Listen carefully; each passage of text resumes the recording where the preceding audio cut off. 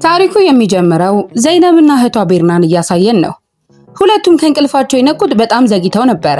ምክንያቱም የስልኮቻቸው ቻርጅ አልቆ ስለነበርና አላርሙ በሰዓቱ ስላልጮኸ ነው። ለዚህም ሁሉ ምክንያት የሆነው ደግሞ በቤት ውስጥ መብራት መጥፋቱ ነው። አባታቸው የተለመደ የቁማር ሱስ ስላለበት ለቤቱ መብራት መክፈያ የተሰጠውን ገንዘብ በቁማር አባክኖት ነበረ። ቤርና ደግሞ የራሷም ሆነ የእህቷ ልብስ ማታ መተኮስ ረስታ ስለነበረ ዘይነብ ያልተተኮሰና የተጨማደደ ልብስ ለብሳ ለመውጣት ትገደዳለች። በዚህም ምክንያት ዘይነብ በከፍተኛ ጭንቀትና በንዴት ወደ ስራዋ ታመራለች። ዘይነብ ወደ ምትሰራበት ትምህርት ቤት እየሄደች እያለ ከባድ ዝናብ መዝነብ ይጀምራል። ይሄ ዝናብ ቀድሞውኑ የተጨማደደው ልብሷን ይበልጥ ያበላሸዋል። ትምህርት ቤት ስትደርስ የትምህርት ቤቱ ዳይሬክተር ያገኛታል።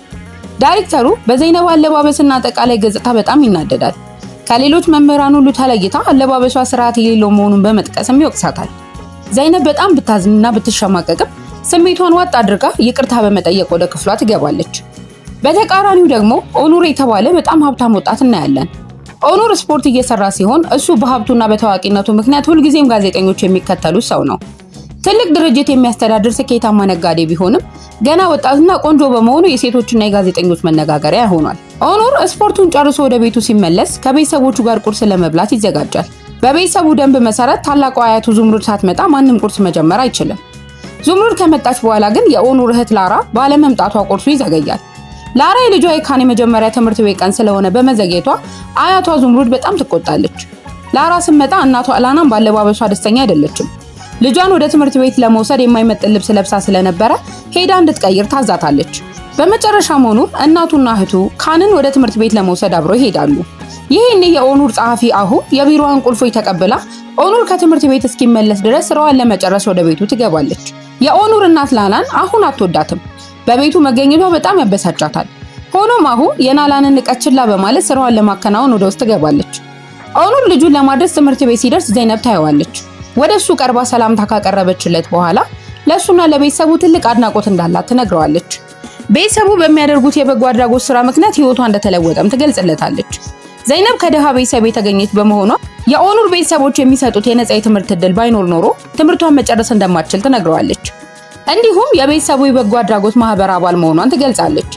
የትምህርት ቤቱ ዳይሬክተር ዘይነብ ከኦኑር ጋር ስታወራ ሲመለከት በጣም ይደነግጣል። የኦኑር ቤተሰብ የትምህርት ቤቱ ባለቤቶች በመሆናቸው ቅድም ዘይነብን ስለጮህባት ለኦኑር እንዳታሳጣው ይፈራል። ስለዚህ ወዲያውኑ ወደ ኦኑር ቀርቦ ዘይነብ በትምህርት ቤት ውስጥ ምርጥ መምህር መሆኗንና ልጃቸው ካን በሷ ክፍል ውስጥ እንደሚማር ይነግረዋል። ዘይነብ በዳይሬክተሩ የባህሪ ለውጥ ብትገረምም ኦኑር ግን ብዙም ግድ ሳይሰጠው ትቷቸው ይሄዳል። ሌሎቹ መምህራን ዳይሬክተሩ ለዘይነብ የሰጠውን አድናቆት ሲሰሙ በቅናት ይነሳሳሉ። እንዲህ ያለች ድሃና አለባበሷ የማይስተካከል ሴት እንዴት እንዲህ ያለ ክብር ታገኛለች እያሉ ሲያሟት ዘይነብ ትሰማለች። ንግግራቸው ልቧን ቢሰብረው ምንም ሳትመልስላቸው ስራዋን ትቀጥላለች። በሌላ በኩል ኦኑር በጋዜጣ ላይ ስለ ድርጅቱ የወጣውን ወሬ ሲያይ በጣም ይናደዳል። ከእናቱ ጋር በሚነጋገርበት ጊዜ አንድ ሰው ሚስጥሬን ለጋዜጠኞች አሳልፎ እየሰጠ ነው ይላል። ይሄ ስምምነት ሚስጥር ስለነበረ እናቱና አያቱ እንኳን አያውቁም ነበር። ኦኑር አያቱ የድሮ አሰራር ስለምትወድ እንደማትስማማ በማሰብ ሚስጥር አድርጎት ነበር። እናቱ ላናን ግን ይሄንን ልታደርግ የምትችለው አንተ የምታምንባት አሁ ብቻ ናት በማለት ትከሳታለች። ኦኑር ግን በእናቱ ሐሳብ ሳይስማማ ጥሏት ይወጣል። ከዚህ በኋላ የጸጥታ ጥበቃ ኃላፊው ሲናን ይመጣና ያንን መረጃውን ያሰራጨውን ጋዜጠኛ ይገለዋል። ይህንን የሚያደርጉት ኦኑር ወደ ጋዜጠኛው ደርሶ መረጃውን ማን እንደሰጠ እንዳያውቅ ለማድረግ ነው። በዚህ መሃል ስለ ግብይቱ መረጃ ለጋዜጠኞች አሳልፋ የሰጠችው ናላን መሆኗን እንረዳለን። ይህንን ያደረገችው ልጇ ምንም አይነት ምክር ሳይጠይቃት ለብቻው እርምጃ በመውሰዱ እሱን ለመቅጣት ነበረ። በዚህ ጊዜ አሁ በኦኑር ቢሮ ውስጥ እያለች ሳታስበው አንድ አምፖል ገፍትራ ትሰብራለች። አምፖሉ ሲሰበር በውስጡ የተደበቀ ነገር ታገኛለች። አሁ የናላንን ጸባይ በሚገባ ስለምታውቅ ናላን የገዛ ልጇን በድብቅ እየሰለለች እንደሆነ ትረዳለች። ከዚህ በኋላ አሁ ማንም ሳያት በፍጥነት ወደ ናላን ክፍል ትገባና ፍተሻ ትጀምራለች። እዚያም በኦኑር ቢሮ ውስጥ ካሉት ካሜራዎች ጋር የተገናኘ መቆጣጠሪያ ታገኛለች። ፍተሻዋን ቀጥላ በቢሮ ውስጥ በአራት ሚስጥራዊ ቦታዎች የተቀበሩ ካሜራዎች ላይ ትደርስባቸዋለች። ከጥቂት ቆይታ በኋላ ኦኑርና እናቱ ወደ ቤት ይመለሳሉ። ቢሮ ሲገቡ አሁንም እዚያ በመኖሯ ይገረማሉ። ናላን በአይኗ አምፖሉን ትፈልጋለች። ስታጣው አሁን ስለ አምፖሉ ትጠይቃታለች። አሁ ግን ምንም አላየሁም ስትል ትመልሳለች። ናላን በአሁ ንግግር ተጠራጥራ እሷ በሌለችበት ጊዜ ምን እንደተከሰተ ለማወቅ ወደ ክፍሏ ትሮጣለች። ነገር ግን አሁ ካሜራውን ትኩር ብላ ስትመለከት በምስሉ ላይ ስታያት በጣም ትደነግጣለች። አሁ ሚስጥሯን ማወቋን ስትረዳ ናላን ትረበሻለች። በተመሳሳይ ሰዓት ዘይነብ ወደ ቤቷ ትመለሳለች። አባቷ አዝኖ ተቀምጦና ፊቱ ላይ የድባብ ምልክት ታይቶበት ስታገኘው ትደነግጣለች። ዘይነብ ፖሊስ ጣቢያ ሄዶ ሪፖርት እንዲያደርግ ብትጠይቀውም አባቷ ፈቃደኛ አይሆንም። በዚህ ጊዜ ቤርና በአባቷ ንግግር ተጠራጥራ ትቆጣለች። ሪፖርት የማያደርገው በቁማር ሱስ ምክንያት ዕዳ ስላለበትና ሰዎችን ስለሚፈራ እንደሆነ ትናገራለች። ቤርና አባቷን እንዲህ በማለት ትወቅሰዋለች።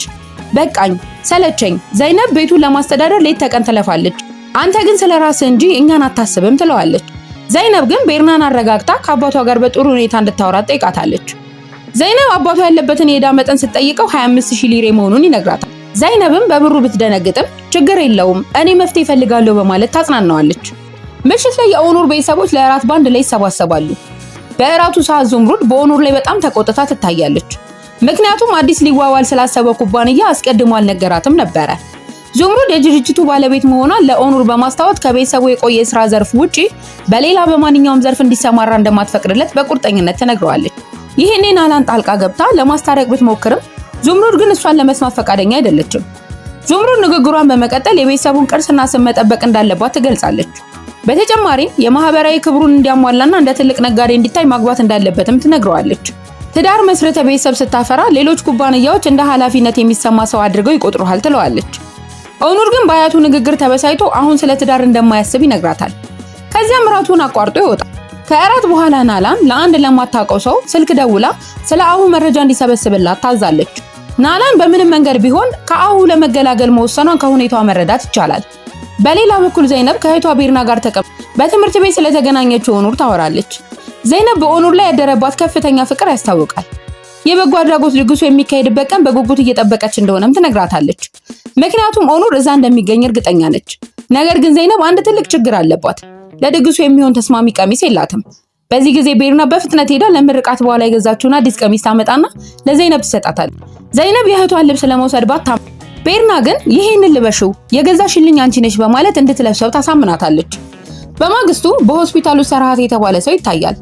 ሰርሃት ቀደም ሲል በስራ ላይ ያለ በደረሰበት የቦምብ ፍንዳታ ፊቱ ተበላሽቶ ስለነበረ የፕላስቲክ ቀዶ ጥገና ተደርጎለት ሙሉ በሙሉ መልኩ ተቀይሯል።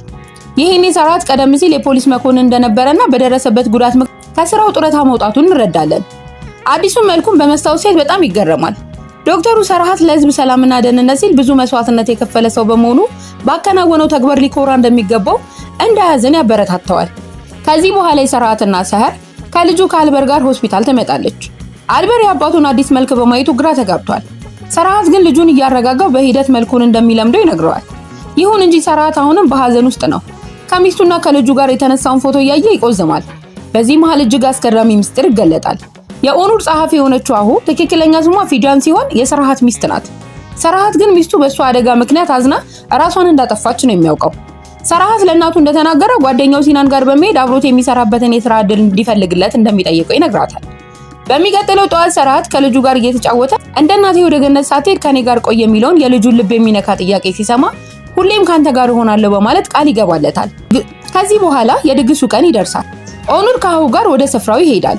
ዘይነብ የድግሱ አስተባባሪ በመሆኗ ኦኑርን በደስታ ትቀበለዋለች። ወደ መቀመጫው ልታመራው ስትል ግን አሁ ጣልቃ በመግባት እኔ እመራዋለሁ በማለት ትከለክላታለች። ዘይነብ ስለ ድግሱ መርሃ ግብርና ኦኑር ስለሚያደርገው ንግግር ልትነግረውም ስትሞክር አሁ በድጋሚ መሃል በመግባት እኔ እነግረዋለሁ በማለት ዘይነብን ታንገላታታለች። በዚህ ሰዓት ሰርሃት ሲናንን ፍለጋ ወደ ድግሱ ቦታ ይመጣል። ሲናን በቦታው እንደሌለ ከጥበቃ ሰራተኞቹ ቢረዳም ውጪ ሆኖ ለመጠበቅ ይወስናል።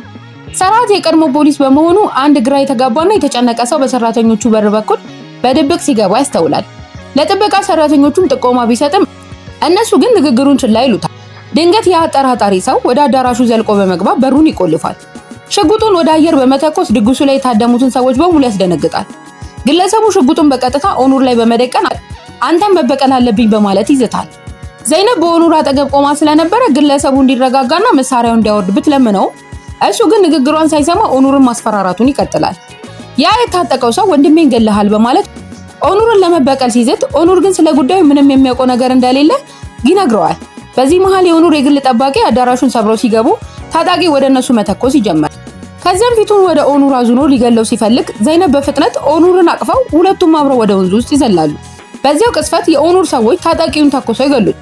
ሲናን ወዲያውኑ ወደ ውሃው በመዝለል ኦኑርን ብቻ ወጥቶ ያድነዋል። ዘይነብ ግን በውሃ ውስጥ ቀራለች። ይህንን ሲመለከት የነበረው ሰርሃት በፍጥነት ወደ ወንዙ ውስጥ ዘሎ በመግባት ዘይነብን ከሞት ያድናታል። ብዙም ሳይቆይ የዜና ማሰራጫዎች ታዋቂው ነጋዴ ከሞት ያዳነችው ጀግናዋ መምህርት በሚል ዜናውን ያሰራጩታል። ቤርናና አባቷ በስራ ቦታ ላይ ሆነው ይህንን ዜና ሲያዩ በድንጋጤ ወደ ሆስፒታል ይሮጣሉ። በሆስፒታል ውስጥ የኦኑር ቤተሰብ ጠበቃ ዘይነብን ያገኛታል። በበጎ አድራጎት ማህበሩ ላይ ምንም አይነት ክስ እንዳታቀርብ እየለመናት ለደረሰባት ጉዳት ካሳ እንዲሆናት ከፍተኛ የገንዘብ መጠን ያለው ቼክ ይሰጣት። ዘይነብ ግን ገንዘቡን ለመቀበል አሻፈረኝ በማለት ቼኩን በጠበቃው ፊት ቀዳ ትጥላለች። ይሄ የሆነው በአጋጣሚ ነው በማለት ክስ እንደማትመሰረት ቃል ትገባለች። ጠበቃውም ይህንን ቃሏን በጽሁፍ እንድታረጋግጥለት አድርጎ ካስፈረማት በኋላ አመስግኗት ይወጣል። የዘይነብ አባትና እህቷ ቤርና ሲደርሱ አባቷ የተቀደደውን ቼክ አይቶ ስለ ሁኔታው ይጠይቃታል። ዘይነብ የሆነውን ሁሉ ስትነግረው አባቷ ዘይነብ ገንዘቡን ባለመቀበሏ ቅሬታው ፊቱ ላይ ይታያል። ቤርና በአባቷ ድርጊት በጣም ትበሳጫለች። ምክንያቱም አባቷ ስለ ልጁ ደህንነት ሳይሆን ስለ ገንዘቡ መጨነቁ በጣም ያሳዝናል። በተጨማሪም ኦኑርን ለማዳን ህይወቷን አደጋ ላይ ጣለችው ዘይነብን አንድም የኦኑር ቤተሰብ አባላት መጥቶ አለመጠየቁ ቤርናን ይበልጥ ያበሳጫል። ይህንን የቤርናን ንግግር አንዲት ነርስ በድብቅ ሰምታ ለናላን በስልክ ትነግራታለች። ከጥቂት ቆይታ በኋላ ጠበቃ ወደ ዘይነብ ተመልሶ ይመጣና የኦኑር እናት ናላን በጣም እንዳመሰገነቻት ይነግራታል። እንዲሁም ዘይነብ ከሆስፒታል እንደወጣች ቤታቸው ድረስ መጣ እንድትጠይቃት ናላን እንደጋበዘቻት ይገልጽላታል። ሰማ የቤርና ቁጣ ይበርዳል። አባቷ ግን ለዘይነብ አንድ ጥብቅ ማስጠንቀቂያ ይሰጣታል። የኦኑር እናት ማንኛውንም አይነት የገንዘብ እርዳታ ወይንም ስጦታ ብታቀርብልሽ እንዳትቀበይ በማለት ይነግራታል። ዘይነብ ከሆስፒታል እንደወጣች ወደ ኦኑር ቤት ትሄዳለች። ናላን በደስታ ተቀብላት ልጇን ስላዳነችላት ምስጋናዋን ትገልጽላታለች። በወንዙ ውስጥ ለጠፋባት ስልክ ምትክ አዲስ ስልክ በስጦታ ትሰጣታለች። ዘይነብን በስጦታው ተደስታ አመስግናት ትወጣለች። ይሄኔ በሩ ላይ ከኦኑር ጋር ትገናኛለች።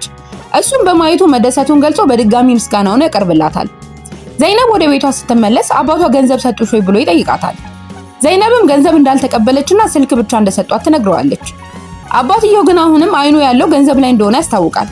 በሌላ በኩል ናላን ወደ አሁ ጋር ሄዳ ስለ ካሜራዎቹ ለኦኑር ብትነግሪ እጎዳሻለሁ በማለት ታስፈራራታለች። አሁ ግን ለዛቸው አልተበገረችም። በቀጥታ ወደ ኦኑር ሄዳ እናቱ በቢሮ ውስጥ ካሜራ እንደቀበረች ትነግረዋለች። ወደ ቢሮም ወስዳ ካሜራዎቹን ልታሳየው ስትሞክር ግን ካሜራዎቹ በቦታው የሉም። ይሄኔ ኦኑር በኔና በእናቴ መካከል ግጭት ልትፈጥሪ ትሞክሪያለሽ ብሎ በአሁ ላይ ይቆጣል። አሁ ግን አስቀድማ በስልኳ የቀረጸችውን ቪዲዮ ታሳየዋለች። ኦኑር እውነቱን ሲረዳ በጣም ይናደዳል። ኦኑር ቪዲዮውን ይዞ ወደ እናቱ ጋር ይሄዳል። እናቱ እንዲህ ሲል ይከሳታል።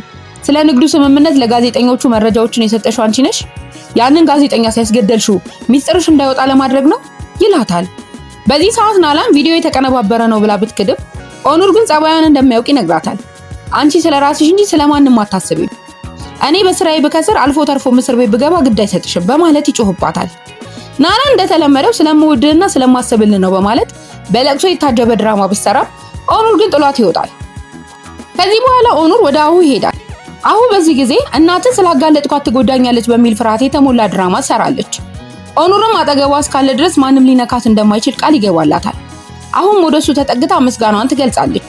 አሁ ለኦኑር የምትፈልገውን ማንኛውንም ነገር ለማድረግ ዝግጁ ነኝ ስትለው ኦኑር ወደ ሌላኛው ቤቱ ይዟት ይሄዳል። ሌሊቱንም አብረው ያሳልፋሉ።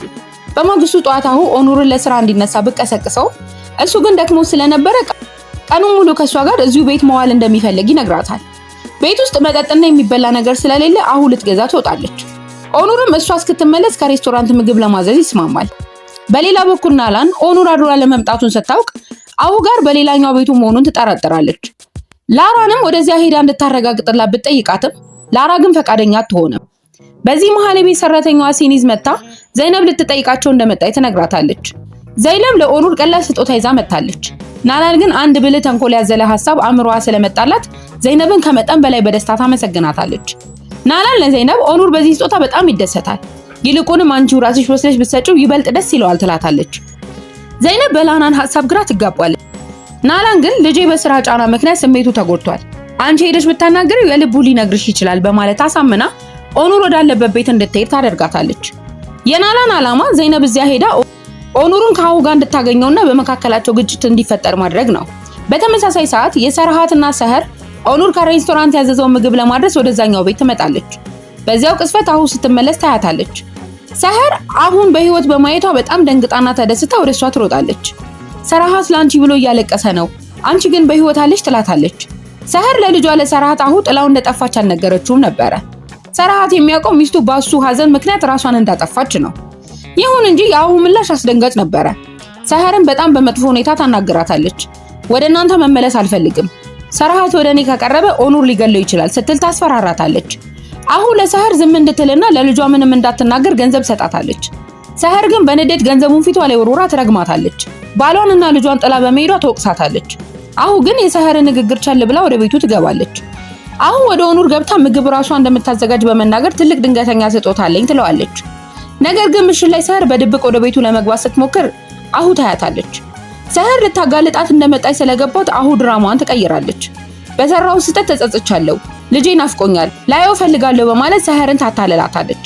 ሰህርም ማምናት ልጇን እንድታይ ይዛት ትሄዳለች። ከቤቱ ራቅ ሲሉ ግን አሁ እውነተኛ ማንነቷን ታሳያታለች።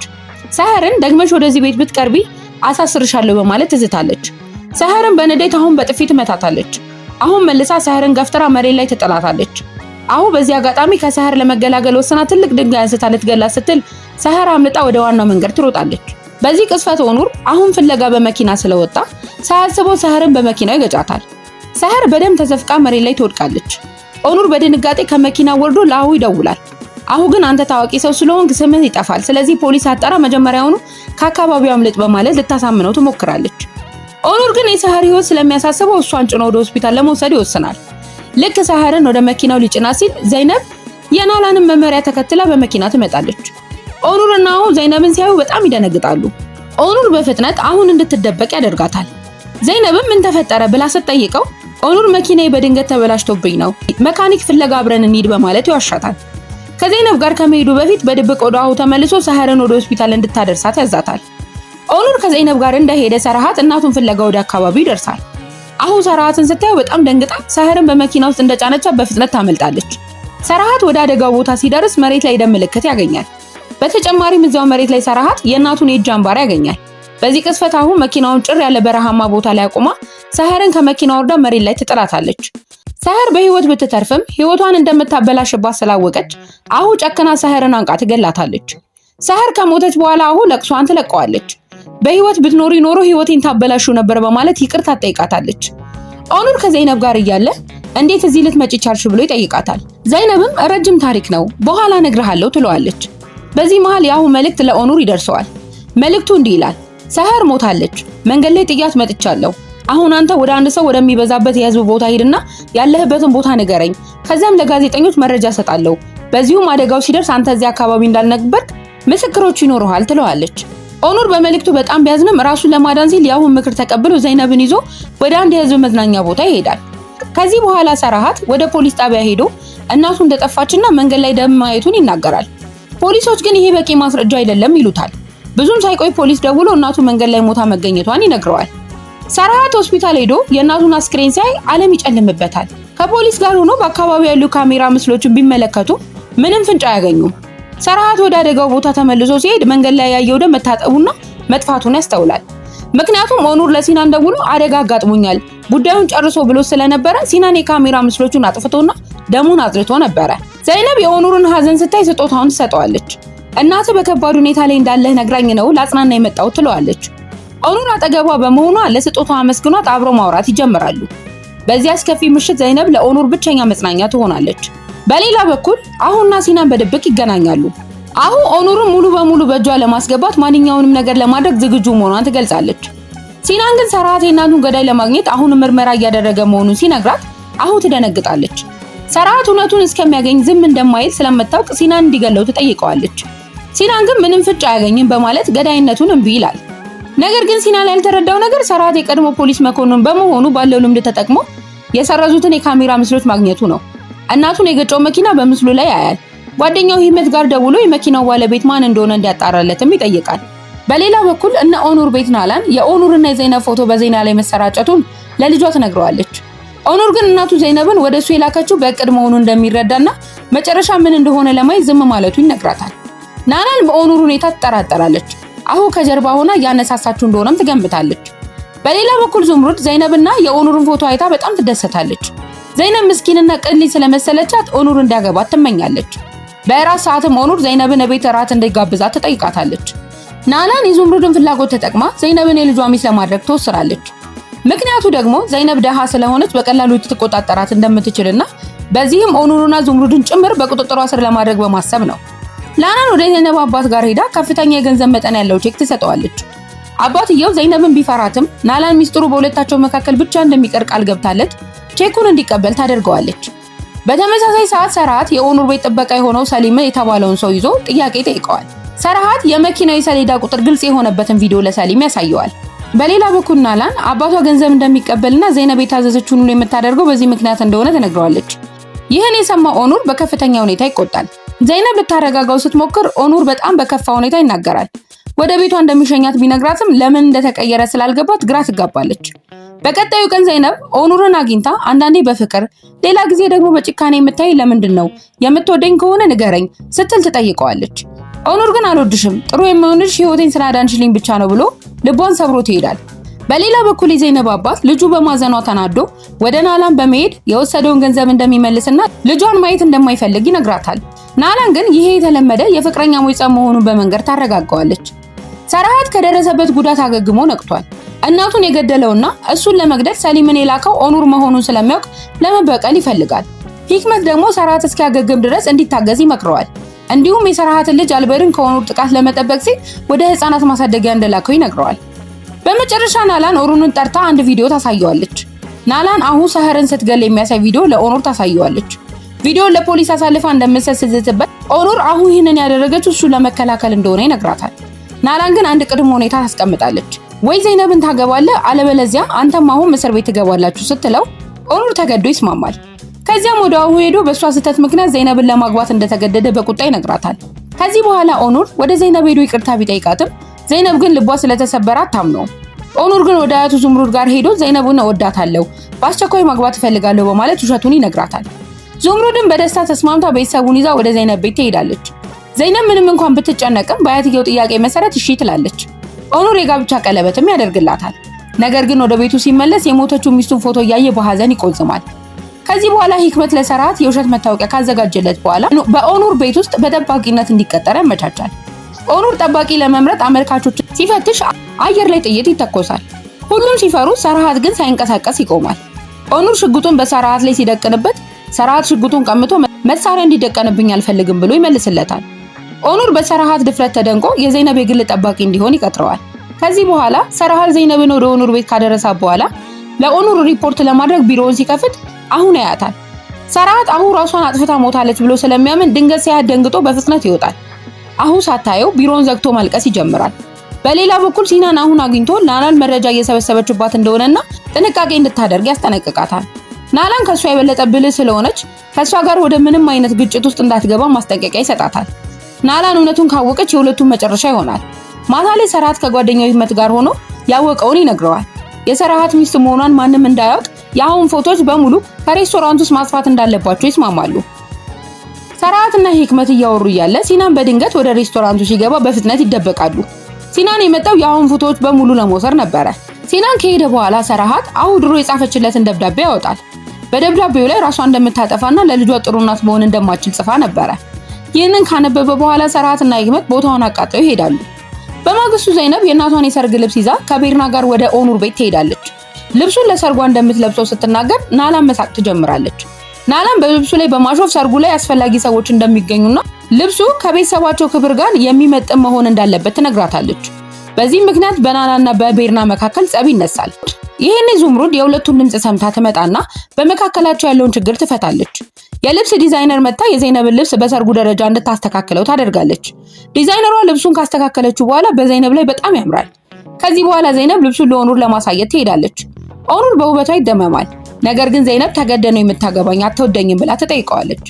ኦኑር አይኑ በእንባ ተሞልቶ እንደተሳሳተችና በእውነት እንደሚወዳት ይነግራታል። የሚፈራው ግን እንደ መጀመሪያ ሚስቱ እሷንም እንዳያጣት ነው። ዘይነብም እንደምትወደውና ከሱ ጋር ለመሆን ማንኛውንም ነገር ለመጋፈጥ ዝግጁ መሆኗን ትገልጽለታለች። በመጨረሻ የሂና ቀን ይደርሳል። ዝግጅቱንም የመምራት ኃላፊነት አሁ ላይ ይወድቃል። ስለዚህ አሁ የፓርቲውን ዝግጅት በኃላፊነት ትረከባለች። በሁሉም ፊት ትልቅ ጥረት እንደምታደርግ ታሳያለች። ነገር ግን ይሄ ሁሉ ድራማ ሲናን የመዋኛ ገንዳ ውስጥ በኤሌክትሪክ ሲያገናኝ ማንም እንዳያየው ለማድረግ ነበረ። ምክንያቱም በፓርቲው ወቅት ዘይነብን ለመግደል ተስማምተው ነበረ። የፓርቲው ስነ ስርዓት ሲጀምር ዘይነብ በመዋኛ ገንዳው ላይ በተዘረጋ የብርጭቆ መተላለፊያ ላይ ትጓዛለች። በዚህም ጊዜ ሲናን የርቀት መቆጣጠሪያ በመጠቀም መተላለፊያውን ይሰብረዋል። ዘይነብን በኤሌክትሪክ ወደ ተሞላበት ገንዳ ውስጥ ትወድቃለች። በፓርቲው ላይ ትልቅ ድንጋጤ ይፈጠራል። በድንገት ሰርሃት ዘሎ ገንዳ ውስጥ በመግባት ዘይነብን ያወጣታል። ዘይነብ በህይወት ብትኖርም በመውደቋ ምክንያት ራሷን ስታ ነበረ። ወደ ኋላ መለስ ብለን ስናይ ሰርሃት ገና ፓርቲው ሲጀምር በመዋኛ ገንዳ ውስጥ የኤሌክትሪክ ሽቦ መኖሩን አስተውሎ ነበር። ሲናን ከአሁ ጎን ቆሞ በእጁ ርቀት የመቆጣጠሪያ ይዞ ሲመለከት ያየዋል። ሰርሃት በፍጥነት ወደ ኤሌክትሪክ ሳጥኑ በመሄድ ሽቦውን ከኃይል ያቋርጠዋል። ከዚህ በኋላ አሁንና ሲናን እቅዳቸው ባለመሳካቱ በከፍተኛ ሁኔታ ይደነግጣሉ፣ እንዲሁም ይናደዳሉ። ይሄኔ ኦኑር በጭንቀት ወደ ሆስፒታል ይሮጣል። ቤርና ዘይነብ ደህና መሆኗን ነግራ ታረጋጋዋለች። በሌላ በኩል ዙምሩድ ከሰርሃት ጋር ትገናኛለች። ሰርሃት በመዋኛ ገንዳ ውስጥ የኤሌክትሪክ ሽቦ እንዳገኘና አንድ ሰው ዘይነብን ለመግደል እንዳሰበ ይነግራታል። ዙምሩድ በጣም ደንግጣ ይህንን ሚስጥር ለማንም እንዳይናገር ትጠይቀዋለች። ድርጊቱ ሆም ተብሎ የተደረገ ወይንም የዝግጅት ክፍሉ ስህተት መሆኑን እንዲያጣራና ዘይነብን ሁል ጊዜ እንዲጠብቃት ታዘዋለች። ዘይነብ ስትነቃ ኦኑር ከጎኗ በማየቷ ደስ ይላታል። አሁን ግን ከሩቅ ሆና እነሱን ስታይ በቅናት ትቃጠላለች። ኦኑር ወደ ቤት ተመልሶ ሲናን ላይ ይቆጣል። የጥበቃ ኃላፊ ሆኖ እያለ ፓርቲውን በአግባቡ ባለመጠበቁና ለሚከፈለው ከፍተኛ ደሞዝ የሚመጥን ስራ ባለመምስራቱ ይወቅሰዋል። ሲናን ይቅርታ ቢጠይቅም ኦኑር ውሳኔውን ያስታውቃል። ከእንግዲህ የጥበቃ ኃላፊው ሰርሃት ይሆናል። ይሄ የሴት የአያቱ የዙምሩድ ውሳኔ መሆኑንም ይነግረዋል። በመጨረሻ ሲናን መኪና ውስጥ ከአሁ ጋር ይገኛል። ሲናን በደረሰው ነገር በጣም ተናዶ አሁ ላይ መጮህ እንዲህ ይላታል።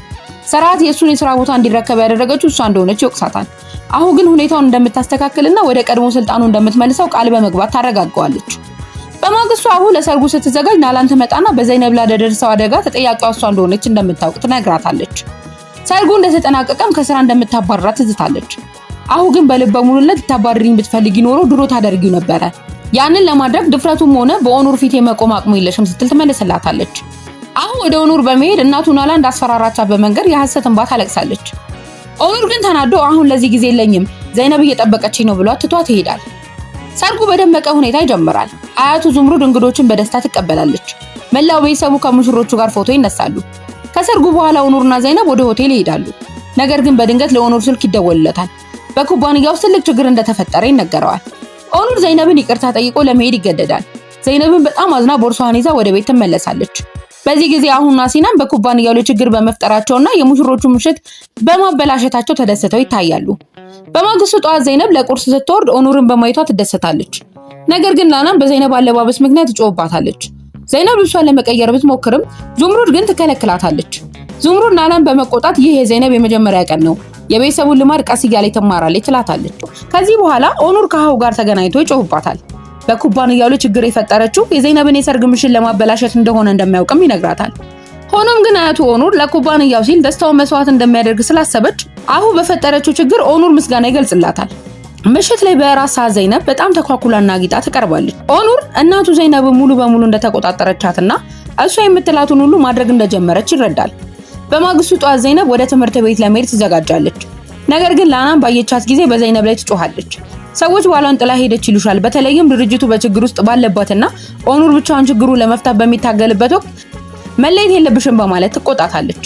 በሌላ በኩል ቤርና እህቷ ዘይነብን ለመጠየቅ ትሄዳለች። ነገር ግን የዘይነብ ባህሪ ሙሉ ለሙሉ ተቀይሮ በማየቷ ትገረማለች።